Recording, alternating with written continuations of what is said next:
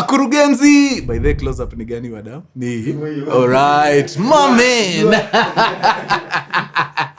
Yes.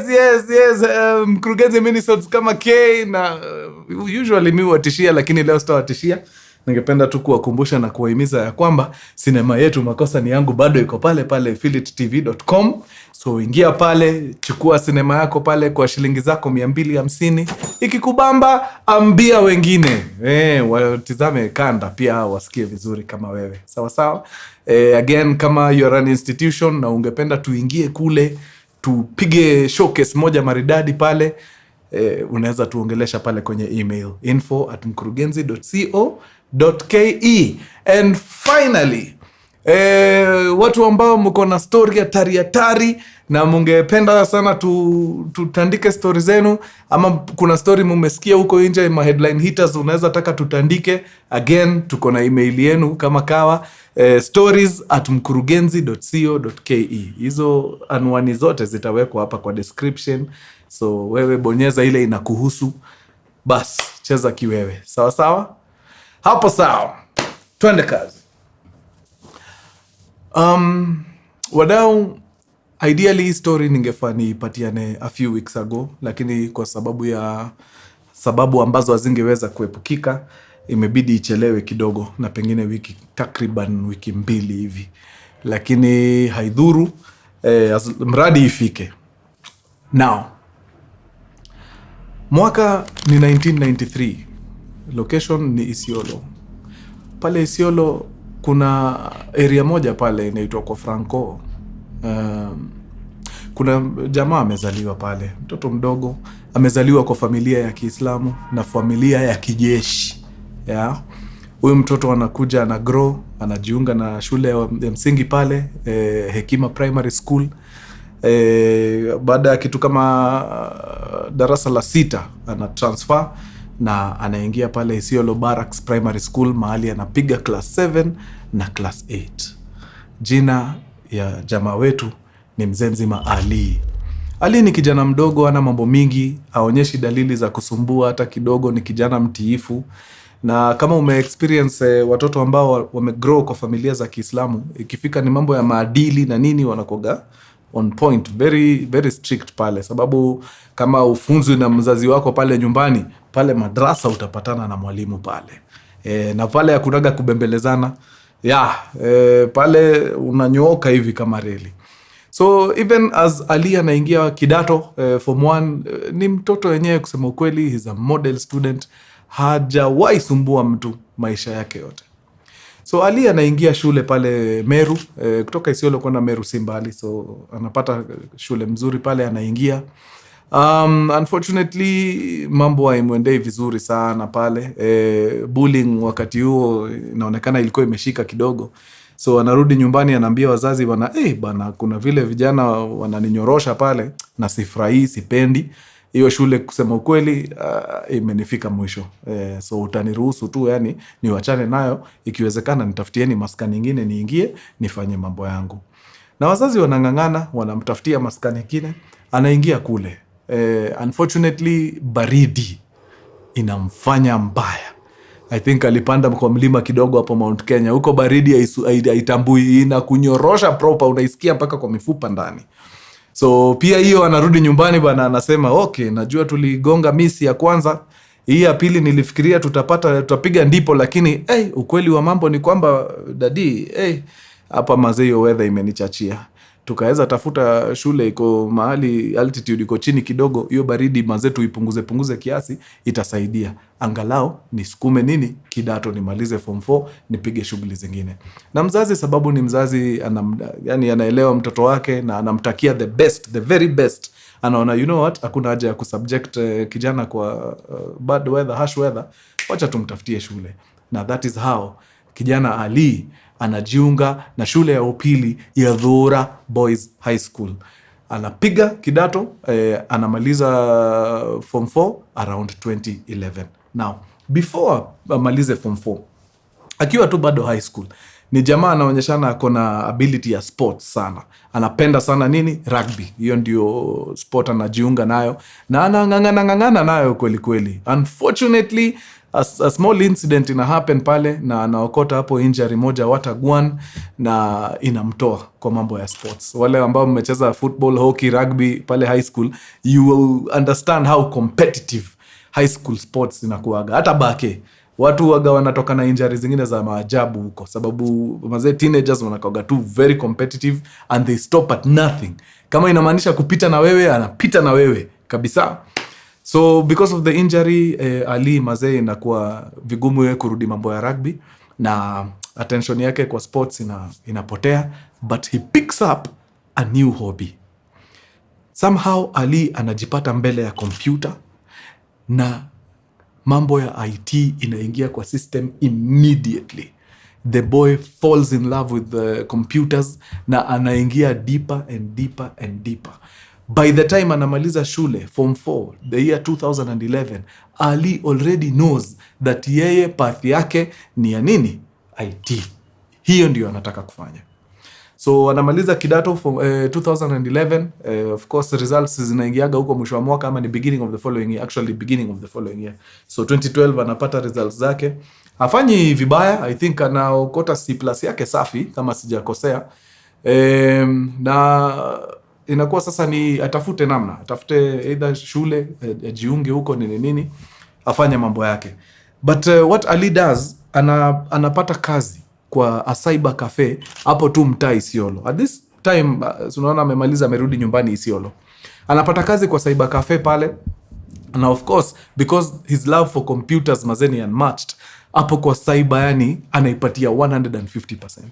So wakati Ali haudumii customer, ako kwa mashini, anafanya mambo yake, anaivisha IT, anatembea kwa internet, anaskawa sites karibu zote.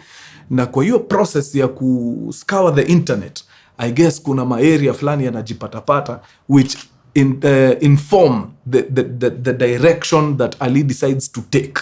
Alright? So anapiga shughuli ya cyber the entire of 2012, 2013, 2014. Then in 2015, anakuja anaambia dada yake, ni aje sister, nimekaa nimejipima fiti hapo kwa mtandao, nimecheki vitu ambazo zinani interest, na nimekaa chini nikaamua kama kuna direction nataka kuchukua na in terms of masomo na nini, ni kufanya kitu inaitwa religious studies. Okay?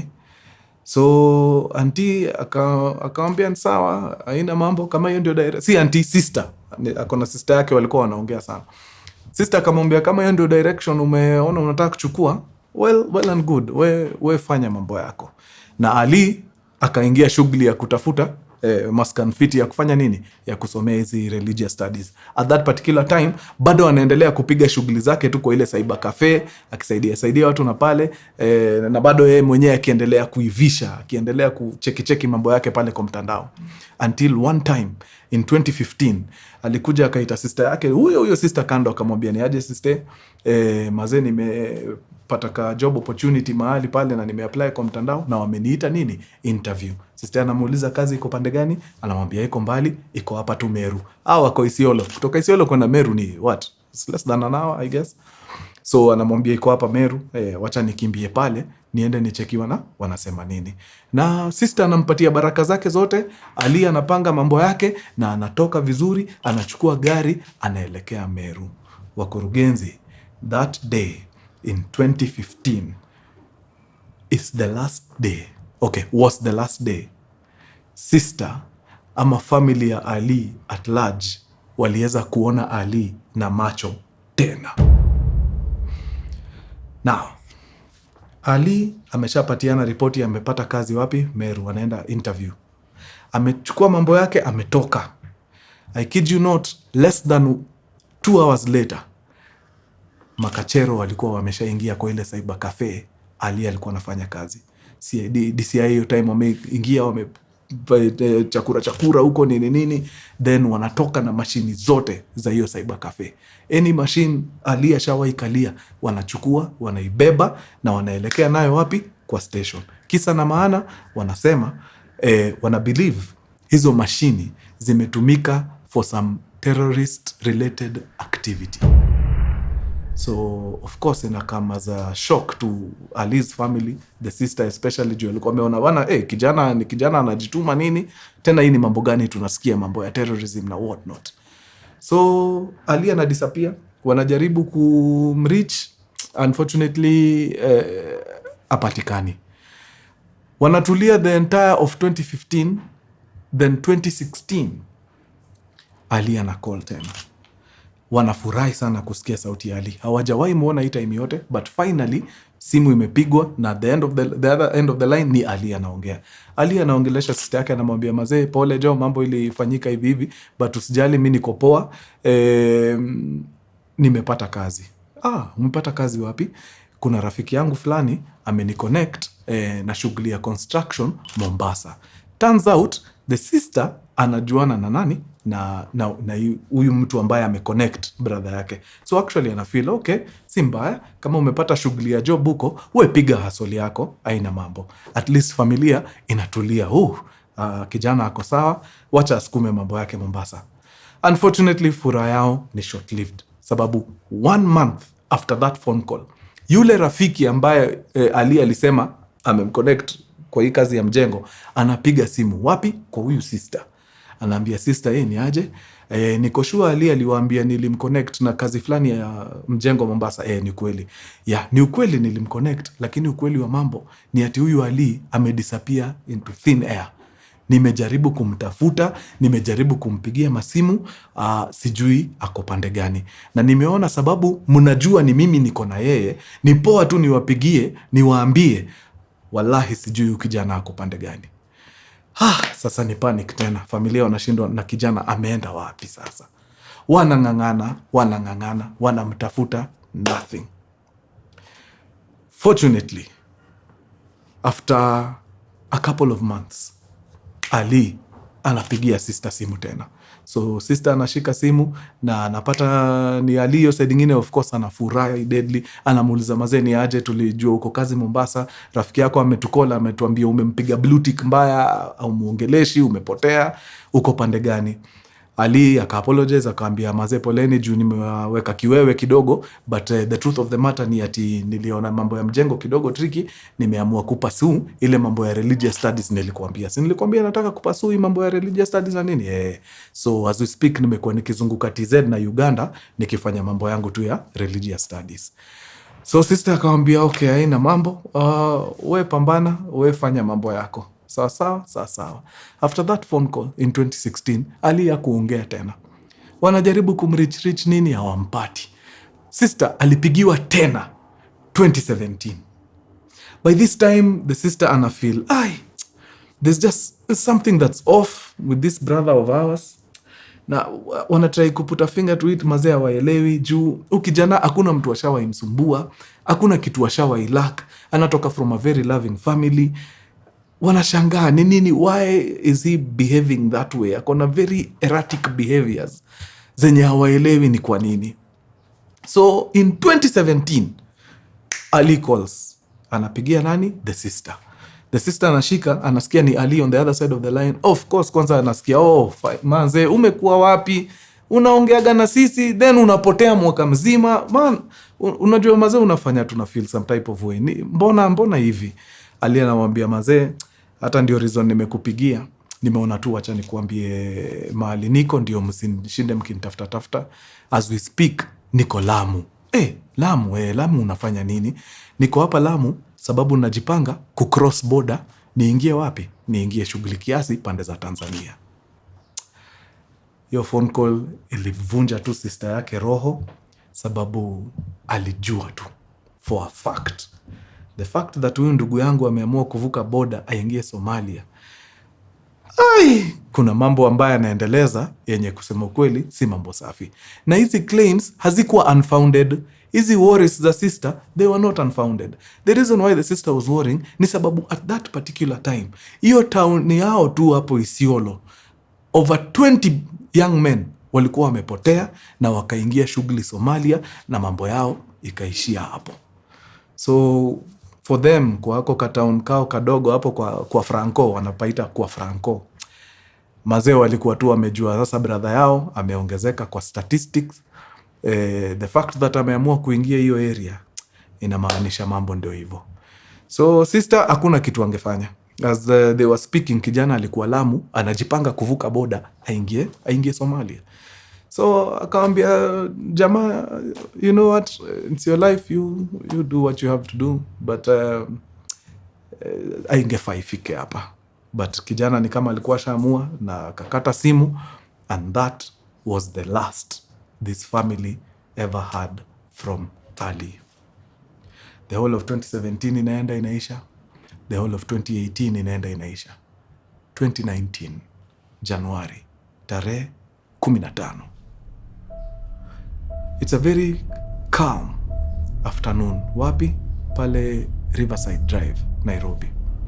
Kidogo gari ndogo, I think ni Nissan Note ya black if I'm not mistaken, in a drive into a very nice establishment. The name of the establishment, Dusit D2.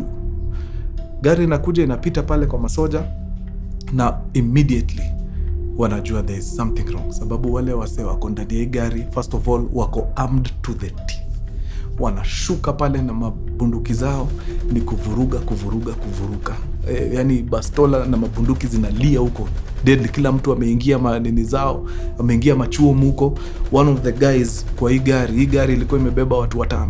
One of the guys ni jamaa fulani anaitwa Malik anashuka na vest imepigwa explosives sawa. Anatembea mpaka hiyo area ya hoteli huko, na as anatembea kwa one of the corridors pale, ana detonate kitu and kaboom, vest inalipuka. Na after hiyo vest ilipuke, sasa ndio wanaingia shughuli vizuri. Mambo inachemka pale Riverside mbaya sana. After what seemed like very many hours, authorities wanaingia pale, wanafanya mambo yao na wanajikaza kweli, na eventually they are able to neutralize all the threats. All the 5 people ambao waliingia pale Dusit na hilo gari ndogo hiyo ya black, wote wanakuwa eliminated. One, ule Khalid ambaye alijilipua na vest, and the 4 others wanawekwa chini. Among the 4 that were gunned down by the police, ilikuwa ni kijana mdogo Ali. Kwa wale wanamjua, jina ilikuwa ni Ali Salim Gichunge. So immediately makarao wanaenda pale kwa ile gari, wanatry kuangalia kama wanaweza cheki ma evidence. Wanaenda wanapata mazee, ile gari is a small armory. Ammunition imejaa hivi, mabunduki zingine ziko pale spare. I think walikuwa wamebeba enough, zenye wako nazo zikiisha wanarudia pale kureplenish, wanarudi kazi. Walikuwa wamejipanga proper. Then makarao wakipiga upekuzi pale, wakapata picha hard copy kama zile zilikuwa zinapigwa na ile kamera ya watu wa zamani wa popi hiyo hard copy. Then pale kwenye picha ni Ali Salim Gichunge na msichana. Hiyo picha inakaa ni kama wako mahali kwa coast, so wako mahali kwa beach hivi. Then nyuma ya picha imeandikwa na bairo, this is the day when we wanted to swim, so we went all the way to Mombasa and back. Maafisa wakiangalia huyu mrembo, kidogo wanapiga quick search pale nini, wanakuja wanadiscover huyu mrembo ni mrembo anaitwa Violet Kemunto aka Khadija, a former student wa Masinde Muliro University of Science and Technology. Akiwa huko alikuwa msichana ametulia, hana mambo mengi, akagraduate pale mwaka wa 2015, na by the time alikuwa na graduate alikuwa na boyfriend, lakini mambo yake na boyfriend ni kama haikuenda vizuri sana, so wakawachana. By the time wanawachana, Violet ametoka shule, amekuja amepata kazi kwa a phone shop hapa Nairobi, na ni kwa hiyo phone shop ndio eventually anakuja anakutana na mtu. Huyu mtu anakuja, wanapendana sana. Before long wanapanga harusi inafanyika, na wanaanza kuishi pamoja kwa estate pale Kiambu. I think inaitwa Gwango Estate in Kiambu. Yeah. So turns out this gentleman ambaye alifall in love na huyu msichana ambaye anafanya kazi kwa phone shop, wakaoana na wakaenda kuishi pale Gwango, ni none other than Ali Salim Gichunge.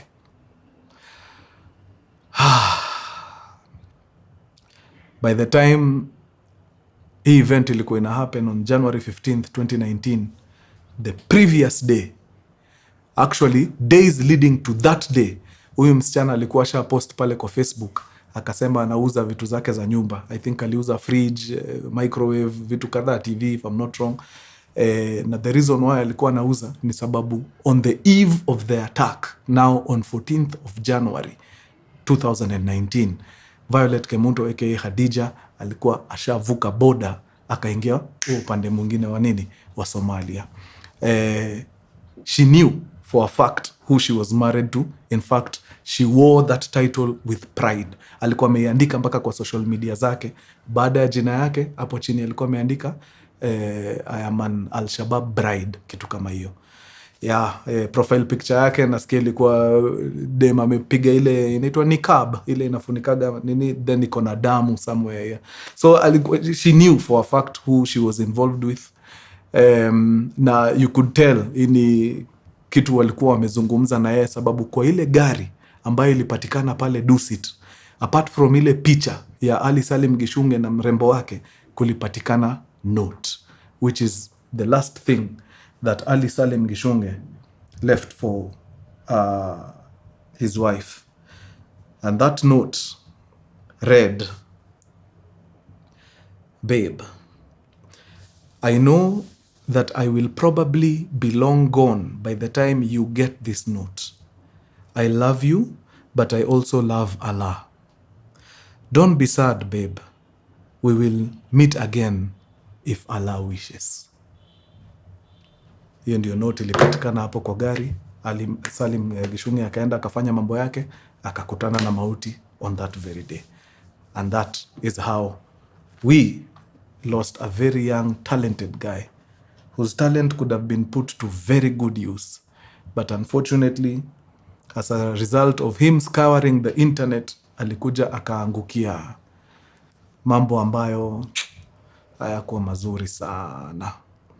So from investigation, turns out that hii time wakati alihepa, wakati walikuwa anafikiria ameenda interview Meru, akahepa, then akakuja mapolisi wakachukua vitu huko kwa cyber. Turns out ni kama hakuenda Meru, alienda all the way to Majengo in Nyeri. Nyeri kuna maskani inaitwa Majengo. Na huko pia ni place ingine just like Isiolo. Majamaa wengi vijana wameokotwa huko wakakimbizwa Somalia kupiga hii shughuli. So I guess ule mtu alikuwa anazungumza na yeye alimsukuma hiyo direction ndio aende. Unajua lazima wakupige radicalization proper, ndio wakisha kubrainwash vizuri wewe kutoka hapo ni agenda zao tu unasukuma. So investigations inasema at some point aliingia hiyo time na wana suspect ilikuwa hiyo muda wakati alihepa, sababu after atoke home hivi hajawahi onekana tena na family members until hiyo wakati alimaliziwa hapo Dusit. So nikifunga tu naweza taka tu kuambia wase, I know sometimes life huwa inatufikisha kwa kona deadly mpaka unaanza kujiambia kama life tu nikiishi hivi tu kimimi inanipiga kiboko hivi, si afadhali basi ni join kikosi niende nifanye mambo yangu huko, at least nitaishi fiti hata kama maisha yangu itakuwa short lived. Unasahau huko mazee, ukienda ni sure bet mambo yako tumemaliza. Hapa mazee ukimaintain ungangane tu unaweza kuwa unaumia saa hii, lakini nobody knows mahali utakuwa 2, 3, 4, 5 years from now. Kuna watu walikuwa place mbaya sana 2, 3 years ago, saa hii mazee they are doing very well for themselves. So badala ya kwenda place uko sure ni kifo unakimbiza, I think we pambana tu. Tukae chini kama vikosi tuongee, tukiona mmoja wetu anakwama tunamshika mkono tunapambana naye. Hakuna haja ya kupoteza mazee talent kama hiyo kwa mikono ya adui. It is of no use. It is of no use. Alright?